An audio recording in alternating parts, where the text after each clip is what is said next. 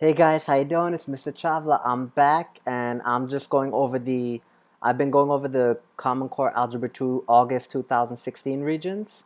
I've been working on the multiple choice today, and in this video I'm doing the last four problems, so the key for number 21 to 24 in part 1, P1, all right? And again, it's Mr. Chavla or Mr. C. Okay, let's get right to it. So number 21 through 24. And if you wanted to see the previous questions, I didn't close the parentheses. If you want to see the previous questions, they're in the other videos, okay? So let's get started right with it. Number 21. Okay, the graph of p of x is shown below. So let's just look at this graph. We have x-intercepts at -4. It looks like it's at 0, but it's not. And then we have another x-intercept here at 1, 2, 3. We have a y-intercept it's kind of hard to tell because it looks like it's over here. We have a relative maximum. But anyway, let's see what the question's asking. What's the remainder when p of x is divided by x plus 4?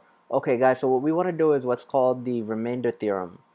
The remainder, when we divide p of x by x plus 4, right? If I set x plus 4 equal to 0, then I solve and I get x equals -4. P of -4 is equal to the remainder. I'm sorry, let me neaten that out. So because of that, P of -4 is the remainder that I would get when dividing P of x divided by x plus 4 would be the value of P of -4. So if you look, since that's an x-intercept, P of -4 equals 0, so that's our remainder. All right, choice 3. It's a factor. X plus 4 is a factor of P of x, because if x equals -4 is a root, then x plus 4 is one of the factors. X minus 3 is the other factor. I can't tell what this factor is, right? I can't tell what this factor is. This answer is nonsensical. -4 is just the value we have to plug in to get the 0. And 4, I don't know where you get that from, all right? So that was all there was to it, guys. It's the remainder theorem, but usually they don't use a graph with it, right? Okay, so the graph p of x is shown below. What's the remainder when p of x is divided by x plus 4? Value of p of -4 is 0, so the remainder is 0. And x plus 4 is a factor of p of x. Okay, moving on, question 22. A payday loan company makes loans between not $100,000, that'd be nice. Loans between $100 and $1,000. So I'll just write that down. It's got to be somewhere from $100 to $1,000, right? Loans. Okay, available to customers. Every 14 days, customers are charged 30% interest with compounding. In 2013, Remy took a $300 payday loan. So that's between this interval of 100 to 1,000, the 300 somewhere in between there. Okay, so he took out a $300 payday loan, or she did. Which expression could be used to calculate the amount she would owe in dollars after 1 year if she did not make payments? So guys, first thing, if you remember back in question, I don't know if you saw in a previous video, in question 13, remember this one, I'm going to change M to months, right?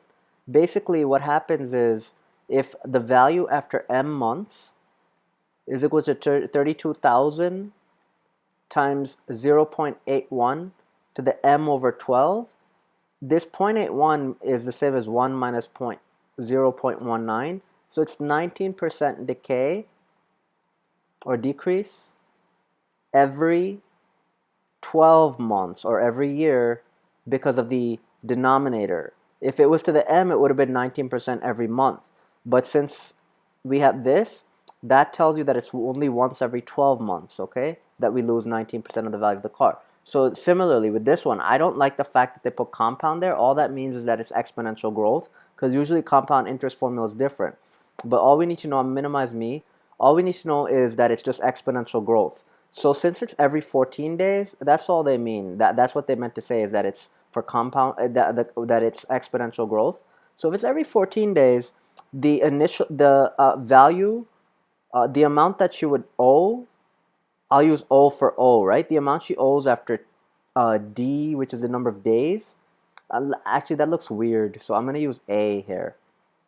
So the amount owed after D days will be the initial loan, which is 300, times what do you multiply it by to increase 1.30 to increase by 30%? 1 plus 0.30, but then, and let's neaten this out, it'll be to the D over 14 because it's once every 14 days, all right, that the person's charged. So that becomes A of D, if I simplify, is 300 times 1.30 to the number of days over 14.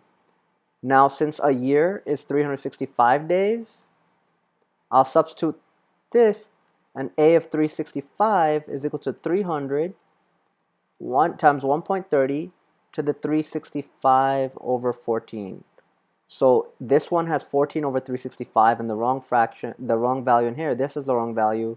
This has 14 on top. This has 300 times 1.30 to the 365 over 14. Same thing. So answer is choice 4, okay? I don't know why they did the word with the compound interest. I didn't really like that. But anyway, let's move on.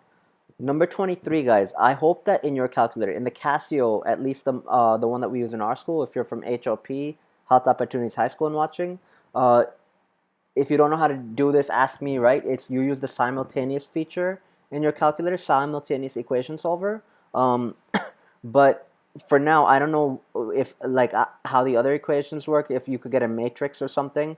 But I'm going to solve this one by hand, and you'll see it's not bad. They're saying which value is not in the solution of the system shown below. So I'll label the equations like this: 1, 2, 3.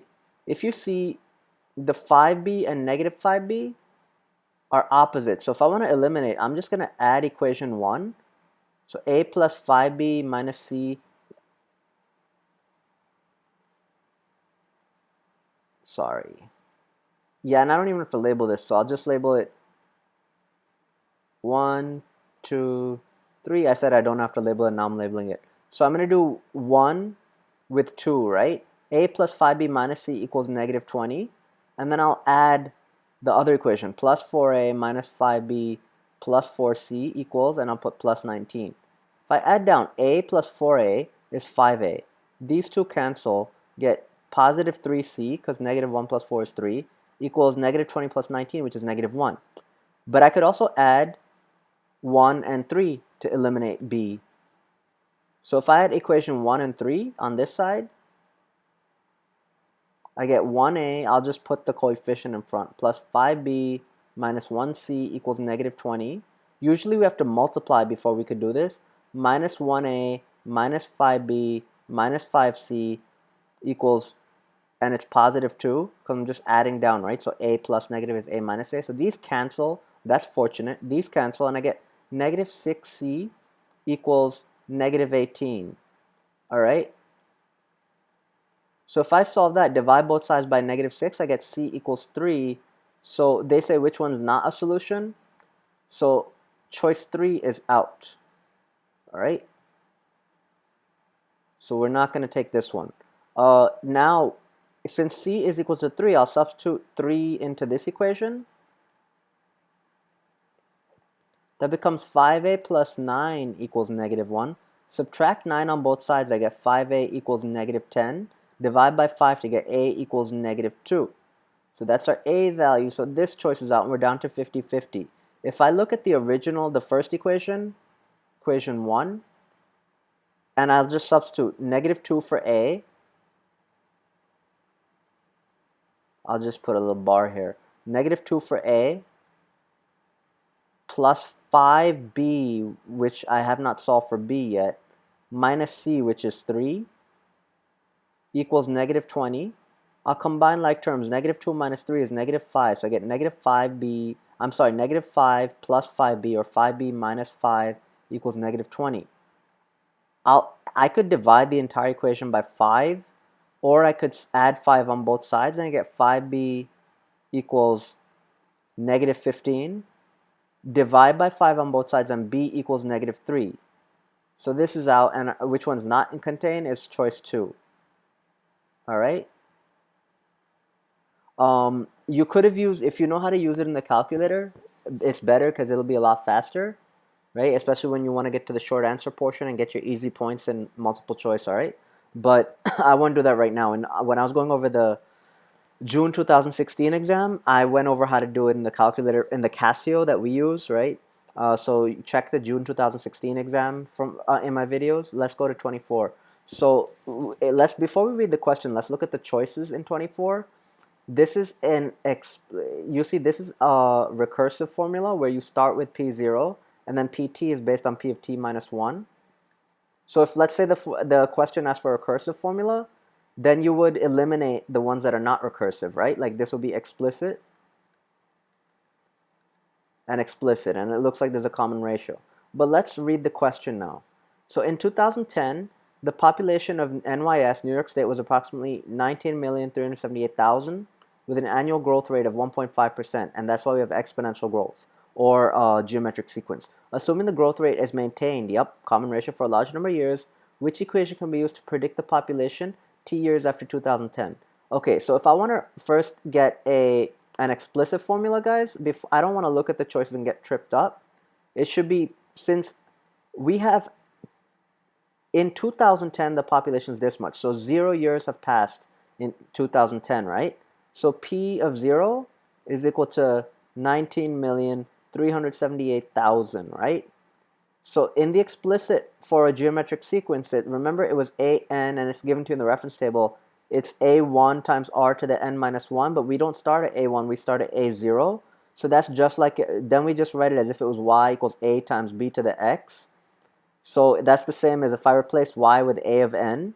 This is a0 r to the n. It's the same exact thing, okay? So what we're going to write, since we're starting at P0, we're not going to treat it like a geometric sequence starting at A1. We're going to treat it like this. So it'll be P, if I write so if I were to lay it out, right? So forget about this for a second. P after T years, the population, T years after 2010, will just be P0 times common ratio to the T power. So that becomes PT is equal to 19,378,000. I need more space. So the explicit formula, and we'll erase all this, and let's see if they got the correct explicit formula first. So we'll write the explicit formula first. Here comes the mouse cursor again. I wish I could keep that there. So it goes P of t is equal to P0 times common ratio to the t power, since we started at 0. If it started at 1, then you'd have t minus 1. So it'll be PT is equal to 19,378,000, times the common ratio. To increase by 1.5%, remember it's 1 plus r, 1 plus 0.015, that's the 1.5%. So it's 1.015 to the t. So let's see if either of those are correct. This has the wrong value in here, so it's out. All right, this is recursive. This one, if this is P0, so there's supposed to be no t minus 1, even though we have 1.015 here. So this is out. So they didn't get the right explicit formula. So now we're going to do the recursive formula. So the recursive formula basically means we're going to say we start at P0 equals that number, right? 19,378,000.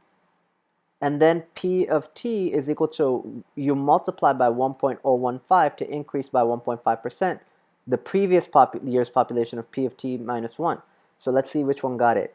So this one right here is incorrect because we're adding something, so that's just garbage here. So 19,378,000 is equal to P of 0. Yes. And P of t is 1.015 times P of t minus 1, and this is our answer choice 4. All right. Let me come say goodbye. Pause the video if you need to. Alright guys, thanks so much for coming by. I really appreciate you. Wish you the best of luck. Hope you're enjoying the weekend. Today's Saturday night. I wanted to give you guys the opportunity so that there's more review before you get to the exam. It's like a mosquito came on my neck. Like, they won't leave me alone today. Alright guys, best of luck. I really, really, truly wish you the best from the bottom of my heart. Please leave any comments. If you have any questions, let me know. I'm checking. I really want to see how you guys are doing. Let me know how you did. Any concerns, anything you want to know, let me know. All right, I'm here for you. Your success is very important to me. and I really want to see you do the best you can, all right? Use every resource you can, whether it's me or not, doesn't matter, all right? But if you did enjoy the video, I would appreciate, that being said, that you hit like and subscribe, because that does help me. If not, I respect that too, all right? We're cool. All right? Best of luck, guys. Bye for now.